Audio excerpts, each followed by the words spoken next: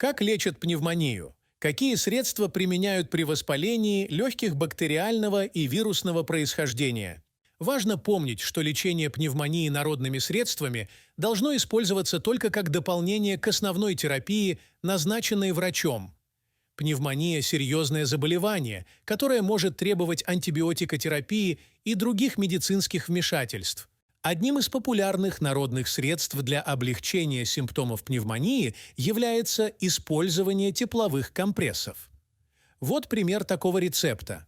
Горчичный компресс. Ингредиенты: горчичный порошок, теплая вода, натуральная ткань, например, хлопчатобумажная салфетка.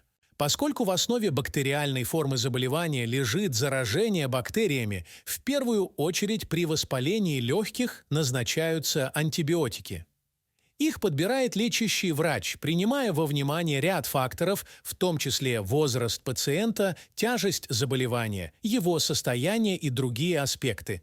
Антибиотики для приема внутрь при пневмонии должны быть назначены как можно раньше, не позднее 8 часов с момента установления диагноза. Доказано, что своевременное лечение правильно подобранными антибактериальными препаратами улучшает прогноз заболевания.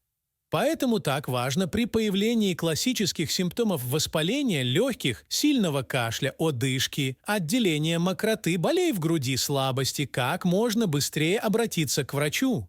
Чтобы улучшить отхождение мокроты, которая скапливается в дыхательных путях при инфекционном процессе, врач может назначать мукоактивные средства, разжижающие бронхиальную слизь и облегчающие ее отхождение.